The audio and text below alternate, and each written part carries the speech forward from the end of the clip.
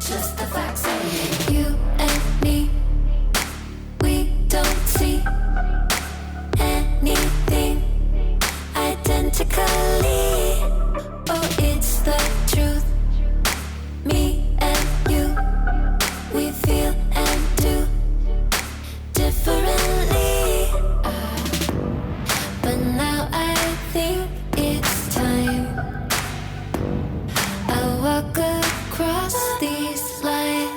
You don't look like me, don't act like me, don't even think a thought like me. But you matter to me, definitely. It don't matter, cause you matter. Kindness fits everybody. Everybody wants kindness. Kindness serves everybody. Everybody needs kindness. Kindness fits everybody. Everybody wants kindness. Kindness serves everybody. Everybody needs kindness. Why do we always run and hide? Pick our sides. Say we tried irrationally. We scream and shout. Get it out. We keep our doubts indefinitely. But now I think it's time we walk across these lines. You don't look like me, don't act like me, don't even think a thought like me. But you matter to me, definitely. It don't matter, cause you matter. Kindness fits everybody. Everybody wants kindness.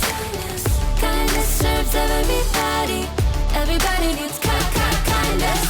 Kindness fits everybody. Everybody wants kindness. Kindness serves everybody. Everybody needs kindness. The world we want won't happen in our blindness. No, I'll do my part and meet you here with kindness. 2, 3, 4. You don't look like me, don't act like me, don't even think a thought like me. But you matter to me, definitely. It don't matter, cause you matter. Kindness fits everybody. Everybody wants kindness. Kindness serves everybody. Everybody needs kindness. Kindness fits everybody. Everybody wants kindness. Kindness serves everybody. Everybody needs kindness.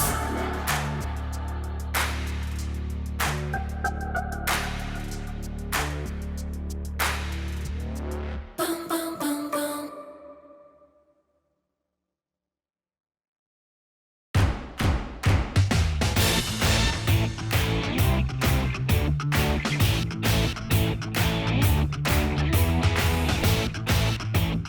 What's up, people? I am Haley, and I hope you came to cheer today because I am and always have been a super fan!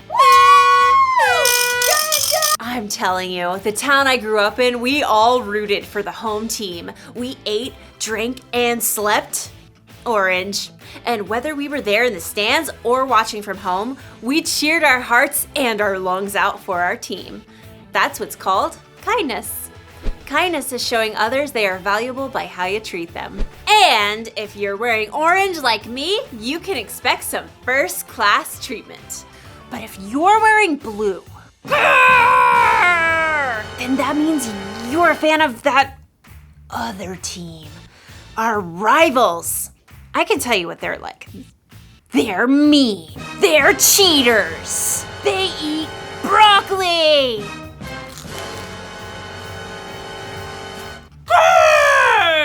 They're pretty scary. I've actually never met one in person, but that's what I've heard. I am not a fan. Not a fan. You know, if I saw someone on that blue team lying on the side of the road, you know what I'd do? I'm actually not sure what I would do. I'm not sure. But today's Bible story will help us know what we should do. Broccoli!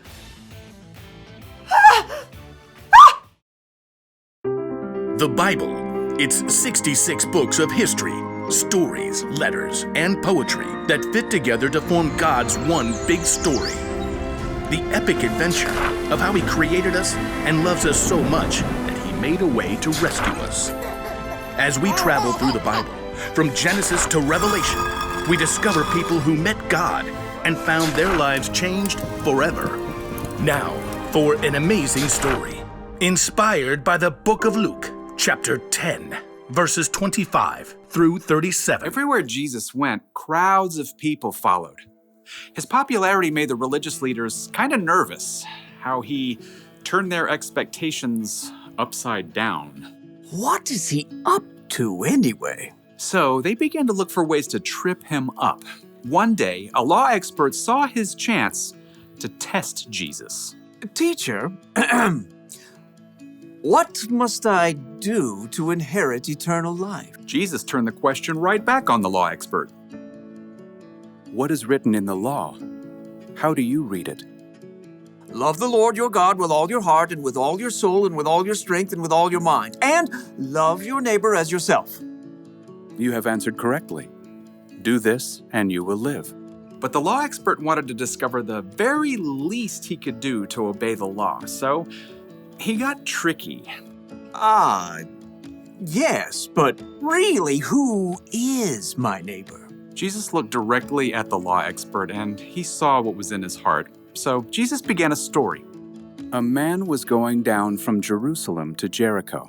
Now, if Jesus were to tell this story today, it might go something like this. There's a man that we'll call Ben, who needed to travel from Jerusalem to Jericho. It was a lonely, rugged road, but he was well prepared. Got my water skin, got my quail jerky, got my snake repellent, got my large number of clinking gold coins. Stick 'em up! Uh-oh, forgot my mace. A band of robbers attacked Ben. They took everything, leaving him half dead by the side of the road. Help! Please, help me. There was no one to hear. The sun beat down. Shadows shifted as the day wore on. At last, he heard footsteps. Through shimmering heat, he could barely see a man in khakis and a blue button-down shirt. In the beginning, let me Google the Greek word for beginning. That'll make me sound more intelligent. The man was a preacher working on his Sunday sermon. Help me. The preacher spotted Ben lying there in the dust, but he immediately looked down at his phone, pretending not to see. Instead, he crossed to the other side of the street, putting as much space between him and Ben as possible. Please. But the preacher was gone. Ben's throat was dry now. He could barely swallow. Finally, he saw someone else. I've got peace like a river, I've got peace like a river, I've got peace like a river in my soul. A worship leader was now trekking down the road. He wore skinny jeans, an unnecessary scarf, and AirPods. Help me. Well, the worship leader definitely saw Ben, but he cranked up the volume on his AirPods and shimmied to the other side of the road as he passed. I've got peace like a river, I've got peace like a river, river, I'm gonna run away. As the man's voice faded away, Ben was left in despair. Shadows lengthened as evening approached. Once again, Ben heard someone coming. Turning his head, he could just barely make out a donkey. Perhaps he could tell from the way the person was dressed that this person wasn't a Jew. He was a Samaritan. Oh no. Jews and Samaritans were enemies. Even though the two groups were related, there was a history of bitter conflict between them, and the Samaritans worshiped God in a different way than the Jews did. Long story short, a Samaritan would have been the last person Ben would have wished to find him. What's that by the road? Instead of ignoring Ben, though, the Samaritan man slowed down and got off his donkey. Oh no, who did this? The Samaritan quickly rummaged for supplies in his bag. Here, have some water. Those are nasty gashes. I've got oil and wine to clean them out. The Samaritan bandaged Ben's wounds and hefted him onto his own donkey. Steady, steady. Hey, wrap your arms around his neck, like this. By the time darkness fell, the Samaritan brought Ben to an inn where the injured man could recover. Thank you. Thank you. In the morning, the Samaritan gave the innkeeper some money.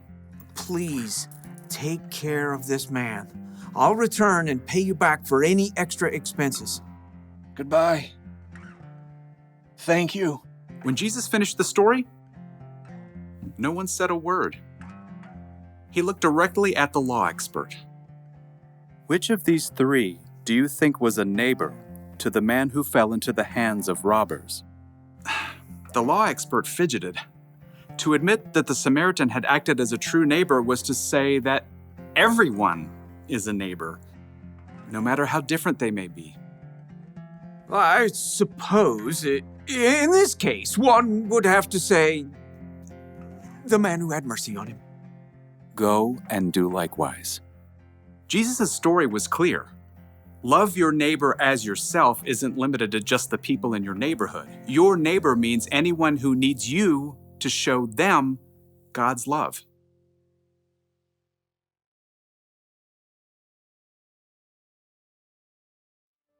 So Jesus said to love your neighbor as you love yourself. And who is your neighbor? Well, it's the person who lives next door to you, or in your apartment building, or in your neighborhood, or the town you grew up in, or your country, or your planet. In short, your neighbor is everyone. That includes people who look different from you, people who believe different from you, people who have more money than you or less money than you, everyone.